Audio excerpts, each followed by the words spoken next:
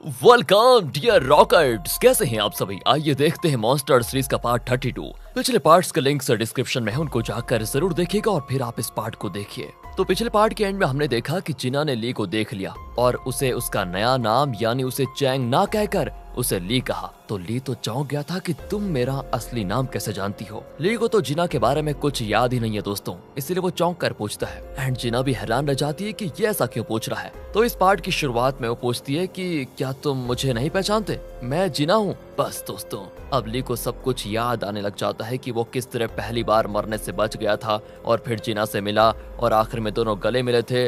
ली ने जिना को किस भी किया था, तब तक की सारी बातें उसको याद आती हैं। पर दोस्तों जब उसे ये सब कुछ याद आता है तो आप तो जानते ही हैं उसे क्या होता है, बेचारा सर दर्द से तड़पता रहता है। इतने में मोजो वहाँ पर आ जाता है और वो उसे तुरंत हॉस्पिटल लेकर जाते हैं। तब ग्रे जिना को बताता है कि ली के सर में एक बुलेट है जिसे डॉक्टर्स निकाल नहीं पाए। वो तुम्हारे बारे में सब कुछ भूल गया है, लेकिन जब उसे वो सब याद आता है तो उसके सर में बहुत तेज दर्द होता है। जिना चौंक जाती है कि ये सब तुमने मुझे पहले क्यों नहीं बताया। लेकिन एक बात बताओ, उस बुलेट को सर्जरी से नहीं निकाला जा सकता क्या। ग्रे कहता है कि नहीं, अगर उसे निकाला तो उसकी जान को खतरा भी हो सकता है। ये सुनकर जिना बहुत परेशान हो जाती है। मोजो कहता है कि ली का इलाज करवाने के लिए हमने हिप्नोटिस्ट को बुलाया है, शायद वही इसका कोई और हल बता सकेगा। दूसरी ओर दोस्तों जेजे पैनी के साथ मजे से ड्रिंक कर रहा होता है, क्योंकि पैनी के बताए हुए आइडिया से जेजे उस इंडिपेंडेंट कैंडिडेट को अपने पक्ष में करने में सफल हो गया था। एंड तब वो इंडिपेंडेंट कैंडिडेट कॉल करके कहता है मुझे आपका दूसरा फ्लावर वेस मिल गया, अब बताइए मुझे क्या करना होगा। जेजे कहता है कुछ ज्यादा नहीं, सिर्फ अपना नॉमिनेशन वापस लेना होगा और प्रेस को बताना होगा कि आप मेरी पार्टी को ज्वाइन कर रहे हैं। वो कहता है ठीक है, लेकिन वो 2.5 मिलियन जो आप देने का वादा किए थे उसका क्या। जेजे कहता है कि फिक्र मत करो, जैसे तुम प्रेस मीट करोगे तो मेरा आदमी तुम्हें कांटेक्ट करेगा जो तुम्हें 2.5 मिलियन देगा। जेजे बड़ा खुश हो जाता है दोस्तों कि काम हो गया। बहन यहाँ जेजे को खूब पिलाती है, पर जेजे नहीं जानता कि वो उसे धोखा दे रही है। लेकिन जेजे का बॉडीगार्ड जो उसका वफादार है दोस्तों, वो ये सारी चीजें देखकर बहुत गुस्सा होता है कि उसका बॉस इस तरह उल्लू बन रहा है, पर वो कुछ कर नहीं पाता। तब दोस्तों उसे किमी कॉल करती है तो पैनी जेजे से कहती है क्या तुम मुझे छोड़कर उससे मिलने जा रहे हो। बस दोस्तों जेजे उसकी बातों में आ जाता है और कहता है कि अरे उसे मारो गोली, मुझे तो तुम्हारे साथ रहना है, कहकर वो फोन को म्यूट कर देता है। वहाँ किमी परेशान होती है कि जेजे उसका कॉल क्यों नहीं उठा रहा। नील कहता है कि बेटी जेजे गलत दिशा में जा रहा है, तुम उसे अपने काबू में रखो। पर किमी कहती है कि वो ऐसा नहीं है पापा, आप खामखा उस पर शक कर रहे हैं। नील भी कहता है कि मुझे जो लगा मैंने कह दिया, आगे तुम्हारी मर्जी बेटी। दूसरी ओर पैनी और जेजे कार में होते हैं। पैनी जानबूझकर दोस्तों जेजे से लिपट रही होती है और जेजे भी उसे मना नहीं करता। ये सारी चीजें देखकर बॉडीगार्ड चिढ़कर कहता है कि जरा दूर बैठो, मेरे बॉस से चिपक क्यों रही हो। वो भी कहती है कि तुम तो चुप रहो, मैं तो जेजे के पास ही रहूंगी, बताओ क्या कर लोगे। बॉडीगार्ड दोस्तों यहाँ पर पूरी तरह चिढ़ जाता है। फिर वो जेजे को घर लेकर आता है। किमी यहाँ पूछती है तुम कहाँ चले गए थे, मेरा कॉल क्यों नहीं उठाया तुमने। वो कहता है कि जानम आज मैंने एक बहुत बड़ा काम कर दिया है और मैं खुशी से पागल हो रहा था, इसीलिए कुछ ज्यादा ही पी ली मैंने। बॉडीगार्ड दोस्तों उसे उसके कमरे में लेकर जाता है। पैनी कहती है तो फिर मैं भी चलती हूँ घर। लेकिन किमी उसे रोककर पूछती है कि तुमने इतनी पी क्यों रखी है, तुम किसके साथ पी रही थी वैसे। तब बॉडीगार्ड बताता है कि पैनी के कुछ दोस्त आए थे, उसने उन्हीं के साथ मिलकर ड्रिंक किया। ये सुनकर किमी भी चली जाती है। पैनी तब बॉडीगार्ड को कहती है कि थैंक्स यार मुझे बचाने के लिए। बॉडीगार्ड कहता है कि मैंने तुम्हें नहीं बचाया, मैंने अपने बॉस के परिवार को टूटने से बचाया है और आइंदा ना उनके साथ इतना चिपकने की कोशिश मत करना, वरना बहुत बुरा होगा, सुन लो। कमरे में जाकर दोस्तों किमी जेजे का कोट उतारती है तो उसके शर्ट पर किसी के लिप्स का निशान होता है, जिसे देखकर वो पूरी तरह शॉक हो जाती है कि ये करके क्या आ गया आज। वहाँ हिप्नोटिस्ट आ जाता है और जिना से कहता है कि हमने बड़ी मुश्किल से तुम्हारी यादें उसकी मेमोरी से मिटाई थी, लेकिन फिर भी उसे तुम्हारे बारे में सब याद आ रहा है। इसका मतलब यह है कि वो तुमसे बेहद प्यार करता था, लेकिन अब अगर तुम्हारी याद को उसके दिमाग से पूरी तरह नहीं मिटाया गया तो उसकी जान को खतरा हो सकता है। जिना बहुत दुखी होती है, लेकिन कहती है अगर ली की जान को खतरा है तो आप जरा भी मत सोचिए और उसके दिमाग से मेरी हर याद को पूरी तरह से मिटा दीजिए। अब आगे दिखाते हैं तो ली की हिप्नोसिस शुरू हो चुकी है और डॉक्टर पूछता है कि तुम कहाँ हो, तुम्हें क्या दिख रहा है। ली कहता है कि मैं जिना और उसका भाई एक घर में है, हम बड़े खुश हैं। तो अब हिप्नोटिस्ट उन सारी यादों को जड़ से मिटा देता है। अपने अंतर मन में ली उस घर में जिना को ढूंढने लग जाता है, लेकिन वो कहीं नहीं दिखती। मतलब दोस्तों जिना की यादें पूरी तरह से मिटा दी गई हैं। जिना बहुत रोती है और ट्रीटमेंट के बाद वो ली के पास जाकर कहती है मुझे याद करने की कोशिश मत करो, मैं तुम्हारे दिमाग पर बोझ नहीं बनूंगी, प्लीज मुझे माफ कर दो, मैं तुमसे बेहद प्यार करती हूँ, कहकर वो ली को किस करके वहाँ से चले जाती है। बाहर एंड्रयू खड़ा होता है तो जिना कहती मुझे थोड़ी देर प्लीज अकेला छोड़ दो, कहकर वो चलने लगती है, पर एंड्रयू उसको अकेला नहीं छोड़ना चाहता और उसके पीछे चलने लग जाता है। वो भी जिना का दुख समझ चुका था दोस्तों। अगले दिन वो जिना के घर जाकर उसे जेजे के फाइल्स दिखाकर कहता है, इसमें जेजे की सारी एक्टिविटीज की डिटेल्स है, जेजे के खिलाफ तुम्हारी लड़ाई में ये जरूर काम आएगा, इसे रख लो। मैं जानता हूँ तुम्हारे अंदर कितना दुख भरा पड़ा है, लेकिन तुम मुझे कुछ बताना नहीं चाहती, वो भी ठीक है, पर ऐसा मत करो। तुम्हारे मन में जो दुख है ना, वो अगर तुम शेयर कर दोगी तो शायद तुम्हारा दुख हल्का हो जाएगा। लेकिन जिना कहती है कि मैं ठीक हूँ, तुम फिक्र मत करो। दोस्तों वहाँ चेयरमैन पीए से कहता है कि एंड्रयू की जल्दी शादी करवानी पड़ेगी, उसके बाद जब शेयर होल्डर्स मीटिंग होगी तो हमारा पक्ष स्ट्रांग हो जाएगा। अब चेयरमैन की वाइफ नाथन और सिंडी से कहती है कि शेयर होल्डर्स मीटिंग से पहले तुम दोनों को शादी करनी पड़ेगी, तभी डोडो ग्रुप हमारे हाथ में रहेगा। नाथन कहता है कि आप मेरी दूसरी शादी करवाना चाहती है। लगता है दोस्तों नाथन की शादी हो चुकी थी और डाइवोर्स भी हो गया था। चलिए देखते हैं कहानी में आगे इसके बारे में क्या बताया गया है। फिर चेयरमैन की वाइफ सिंडी से कहती है कि तुम तो शादी कर लो, मैं तुम्हारे लिए एक ब्लाइंड डेट अरेंज करती हूँ। वो कहती है इतनी जल्दी शादी? नहीं मम्मी, मुझसे नहीं होगा। ये कहकर वो भाग जाती है और सीधे होटल में जाती है जहाँ दोस्तों ली रहता है। पर वो उस दिन की घटना के बाद ली से नजर नहीं मिलाना चाहती और उससे छुप जाती है। लेकिन जब वो मुड़ती है तो ली उसके सामने खड़ा होता है। वो पूछता है तुम मुझसे कुछ कहना चाहती हो क्या? नहीं तो कुछ भी नहीं कहना चाहती। ली कहता है कि नहीं, जरूर कोई बात है, तुम छुपा रही हो। वो कहती है कि हम दोनों अभी भी डेट कर रहे हैं ना।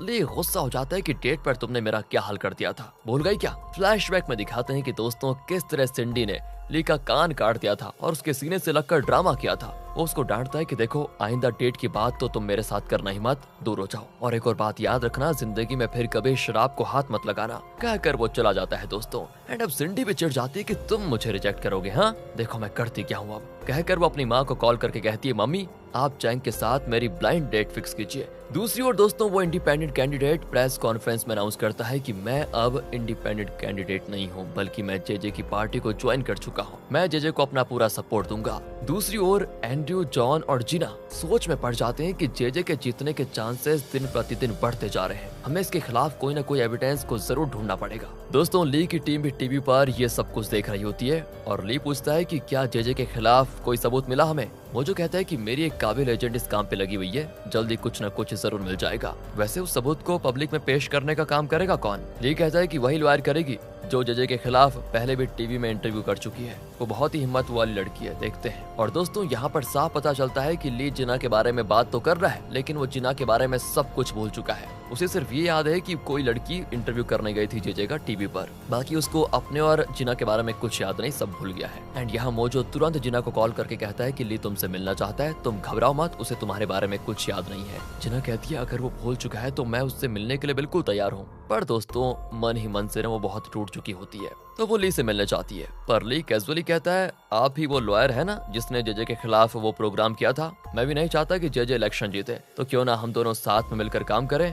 दोस्तों जाने से पहले वो कहता है मुझे आपसे मिलकर बड़ी खुशी हुई। एंड ये कहकर वो जिना के साथ शेक हैंड करने के लिए हाथ आगे बढ़ाता है। जिना का दुख हद पार कर चुका था, लेकिन फिर भी वो ली से हाथ मिलाती है। दूसरी ओर वो इंडिपेंडेंट कैंडिडेट फ्लावर वेस को लेकर एक दुकान में देता है, तो दुकानदार कहता है कि इसकी कीमत 2.5 मिलियन है। आप एक काम करिए, अपना कॉन्टैक्ट डिटेल्स इसमें लिख कर जाइए और उसके बाद हमारा आदमी आपको कॉन्टैक्ट करेगा। वो भी दोस्तों डिटेल्स को लिख कर चला जाता है। असल में ये सेटिंग पैनी के आइडिया के मुताबिक जेजे कर रहा है। जब वो इंडिपेंडेंट कैंडिडेट चला जाता है तो मोजो वहाँ पर आता है और उस आदमी से कहता है कि तुम ये पैसे रख लो और उस वेस को तोड़ डालो, किसी को पता नहीं चलना चाहिए कि ये तुम्हारे पास है, इसके बारे में किसी को खबर नहीं होनी चाहिए। अगर तुमसे कोई सवाल भी करे तो कह देना कि तुम कुछ नहीं जानते, इस तरह तुम पुलिस में भी नहीं फंसोगे। दूसरी ओर दोस्तों बॉडीगार्ड जेजे से कहता है कि उस इंडिपेंडेंट कैंडिडेट ने हमारी दुकान में वो फ्लावर वेस दे दिया है, अब हमें उसे 2.5 मिलियन देना होगा। तब जेजे बॉडीगार्ड को इशारा करता है और वो एक बॉक्स टेबल पर रखता है जिसमें 2.5 मिलियन का बॉन्ड पेपर है। जेजे पैनी से कहता है कि तुम खुद ही जाकर उस दुकान वाले को एक बॉक्स दे दो, वो उस कैंडिडेट को पैसे पहुंचा देगा। पैनी भी बॉक्स लेकर चली जाती है, पर जेजे अपने बॉडीगार्ड को उस पर नजर रखने के लिए उसके पीछे भेज देता है। मतलब दोस्तों जेजे को अब भी पैनी पर पूरा विश्वास नहीं हुआ है, पर इस बात से बेखबर पैनी तुरंत मोजो को कॉल करके कहती है पैसे हाथ आ गए हैं, मैं तुमसे बाहर मिलने आ रही हूँ। कहकर वो मोजो से मिलने कार में निकलती है, पर मोजो वहीं पे होता है और पैनी को निकलते देखकर उसका पीछा करने वाला होता है कि तभी वो बॉडीगार्ड को पैनी के पीछे जाते हुए देख लेता है। एंड यहाँ मोजो को पता चल जाता है कि जेजे को पैनी पर अभी पूरा विश्वास हुआ ही नहीं, वो तुरंत पैनी को कॉल करके कहता है कि तुम कहीं मत मुड़ना, सीधे उस दुकान में जाकर रुकना, तुम्हारे पीछे बॉडीगार्ड लगा हुआ है।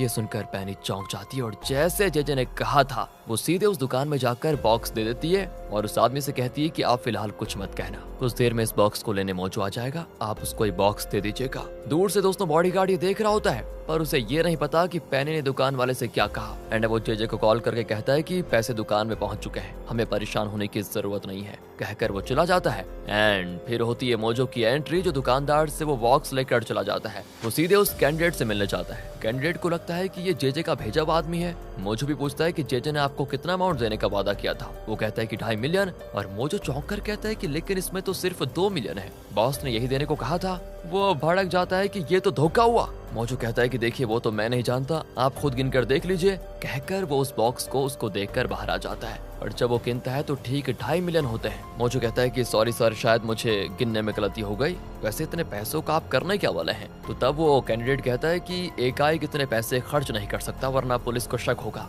इसलिए मैं इसको सेफ डिपॉजिट में रखने वाला हूँ, कहकर वो बॉक्स लेकर चला जाता है। एंड तब मोजो वहाँ छुपा हुआ रिकॉर्डर निकालता है और इससे ये लोग साबित कर पाएंगे कि जेजे ने कैंडिडेट को रिश्वत देकर अपनी पार्टी में शामिल किया। अब यहाँ ली कहता है कि ये तुमने अच्छा काम किया है, अब इलेक्शन के ठीक 2 दिन पहले हम इस प्रूफ को रिलीज करेंगे और फिर देखना जेजे का काम तमाम। दूसरी ओर दोस्तों एंड्रयू, चेयरमैन, उसका पीए और जीना एक रेस्टोरेंट में खा रहे होते हैं। चेयरमैन एंड्रयू को एक लड़की की फोटो दिखाकर कहता है कि शेयर होल्डर्स मीटिंग में पहले तुम्हें इस लड़की से शादी करनी है। एंड्रयू कहता है कि पापा अभी मैं शादी के लिए तैयार नहीं हूँ, पर चेयरमैन नहीं मानता दोस्तों और उठकर बाथरूम जाता है। बेचारा वहीं गिर पड़ जाता है, उसे फिर तुरंत हॉस्पिटल लेकर जाते हैं। पीए भी बहुत घबराया हुआ होता है कि कुछ दिनों में इनकी हालत और खराब हो गई है, पता नहीं क्या होगा। बीच में तो अच्छी सेहत बन रही थी लेकिन फिर अचानक तबीयत खराब होने लग गई, पता नहीं क्या। एंड तब चेयरमैन को उसकी वाइफ कॉल करती है लेकिन एंड्रयू फोन उठाता है तो वो पूछती है उनका फोन तुम्हारे पास क्या कर रहा है। एंड्रयू कहता है कि हम सब एक रेस्टोरेंट में हैं। एंड वो बड़ी उत्सुक होकर पूछती है कि कहीं वो बेहोश तो नहीं हुए ना अभी। बस दोस्तों एंड्रयू को इस शब्द को सुनकर शक हो जाता है और वो कहता है नहीं तो वो तो बिल्कुल ठीक है अभी। लेकिन दोस्तों हॉस्पिटल में डॉक्टर नर्सेस की आवाजें चेयरमैन की वाइफ सुन लेती है और तब एंड्रयू झट से कॉल काट देता है। चेयरमैन की वाइफ ऐसे खुश हो ही जाती है कि ये दवाइयां सच में अपना असर दिखाने लग गई है वैसे, और लगता है वो हॉस्पिटल में ही है, ये एंड्रयू झूठ कह रहा है। और यहाँ दोस्तों हॉस्पिटल में डॉक्टर बताते हैं कि चेयरमैन का ब्लड प्रेशर अचानक बढ़ गया था जिसकी वजह से वो गिर पड़े। एंड्रयू कहता है कि आप एक काम करिए ना, आप मेरे पापा का फुल चेकअप कीजिए और ये दवाइयाँ जो भी ले रहे हैं उनको लैब में देकर इसका केमिकल कंपोजिशन चेक कीजिए। डॉक्टर कहता है लेकिन ये तो खुद मैंने उनको दी थी। एंड्रयू कहता है कि मुझे आप पर शक नहीं है लेकिन मुझे कुछ गड़बड़ लग रही है, आप प्लीज इसको रिटेस्ट कीजिए। एंड डॉक्टर भी मान जाता है। वहाँ दोस्तों ली जिना को कॉल करके कहता है कि मुझे जेजे के खिलाफ एविडेंस मिल गया है जिसके बारे में मुझे तुमसे कुछ बात करनी है, प्लीज मुझसे मिलने आ जाओ। यहाँ नाथन को दिखाते हैं, उसका असिस्टेंट उसे बताता है कि एंड्रयू ने तुम्हें पता है जेजे के कुछ फाइल्स जिना को दे दिए हैं जिनके बल पर ऐसा लगता है कि जेजे जेल भी जा सकता है। सुनकर नाथन बड़ा खुश होता है कि मुझे पता था जिना के लिए एंड्रयू जेजे के खिलाफ कुछ ना कुछ तो जरूर करेगा और अब मैं अपना गेम शुरू करूंगा, कहकर वो सीधे जेजे के पास जाकर कह देता है कि बस कुछ दिनों की बात है, फिर तुम उम्र भर जेल की हवा खाओगे, देख लेना। एंड वो भी चौंक जाता है कि क्या बकवास कर रहे हो। बकवास नहीं कर रहा हूँ, तुम जिस एंड्रयू को अपना वफादार समझ रहे थे उसने तुम्हारे खिलाफ जो डॉक्यूमेंट्स है ना वो सब जिना को दे दिया है। जिना फिर ली के साथ मिलकर तुम्हारा करियर और तुम्हारी जिंदगी खत्म करने जा रही है। जेजे कहता है कि मैं तुम पर विश्वास कैसे कर सकता हूँ? अच्छा नहीं करना तो मत करो, मुझे क्या, जेल जाओगे तुम जाओगे, पर हाँ तुम्हारे पास अब भी टाइम है, तुम मुझे अपनी टीम में ले लो, मैं तुम्हारा भला ही सोचूंगा। ये कहकर दोस्तों नाथन चला जाता है। वहाँ ली और जिना की मीटिंग होती है जिसमें ली उसे वो रिकॉर्डिंग सुनाता है और कहता है कि इसे ब्रॉडकास्ट करने में मुझे तुम्हारी मदद चाहिए। इनकी जब डीलिंग खत्म हो जाती है तो जिना बाहर जाती है तो जेजे का बॉडीगार्ड देख लेता है उसको और जेजे को कॉल करके बताता है कि आपका शक बिल्कुल सही निकला, जिना ली के साथ मिली हुई है और लगता है दोनों आपके खिलाफ कोई काम कर रहे हैं। जेजे को बहुत गुस्सा आता है कि जिस एंड्रयू को उसने अपना वफादार माना उसने उसको धोखा दे दिया, इसकी सजा तो मैं उसको जरूर दूंगा। जेजे ये सोच ही रहा होता है कि वहाँ पर बॉडीगार्ड आ जाता है और पूछता है अब आगे का प्लान क्या करना है। जेजे कहता है कि प्लान कुछ नहीं, जिना को खत्म कर डालो बस, तब एंड्रयू को पता चलेगा कि मैं कितना खतरनाक आदमी हूँ। बॉडीगार्ड शॉक हो जाता है कि आप सोच समझ कर फैसला कर रहे हैं ना। जेजे कहता है कि मुझसे आधी उम्र के लोग मेरी इतनी साल की मेहनत से बने किले को मिट्टी में मिलाना चाहते हैं लेकिन मैं अब ये होने नहीं दूंगा, तुम एक काम करो जिना को मार डालो बस। बॉडीगार्ड भी कहता है कि ठीक है सर, आपके लिए तो मेरी जान भी हाजिर है, मैं ये काम जरूर करूंगा। दूसरी ओर जिना अपने ऑफिस में होती है और कहती है एंड्रयू मुझसे मिलने आ रहा है, मुझे जल्दी निकलना होगा। तो पार्किंग लॉट में उसका मुंह बंद कर दिया जाता है और ये कोई और नहीं बल्कि बॉडीगार्ड है। वो उसे बेहोश करके उसे कार में बिठाकर एक जगह पे लेकर जाता है जहाँ वो ऐसी सेटिंग करेगा जैसे कि जिना ने खुदकुशी कर ली है। इसी बीच एंड्रयू जिना से मिलने आ ही रहा होता है तो सिग्नल पर वो जिना की कार को देखता है एंड जब वो ध्यान से देखता है तो पता चलता है कि जिना अंदर बेहोश है और कार कोई और चला रहा है। बस दोस्तों, एंड्रयू सेंस कर लेता है कि जिना को कोई खतरा है। इतने में जिना की कार सिग्नल से आगे बढ़ती है तो वो अपनी कार घुमाकर तेजी से जिना की कार का पीछा करता है। पीछा पूरा नहीं कर पाता क्योंकि यहाँ पर ये एपिसोड 32 खत्म हो जाता है। अगले पार्ट में हम जानेंगे कि जिना के साथ क्या हुआ, क्या जिना के खिलाफ एविडेंस पब्लिक के सामने आया और क्या सच में ली जिना को पूरी तरह भूल गया था या फिर नहीं। दोस्तों, इंतजार कीजिए अगले पार्ट का और आगे के पार्ट्स देखना चाहते हैं तो सीरीज की वीडियो को लाइक और ज्यादा से ज्यादा शेयर कीजिएगा। मिलते हैं आपसे अगली वीडियो में, ध्यान रखिएगा अपना and finally thanks for watching.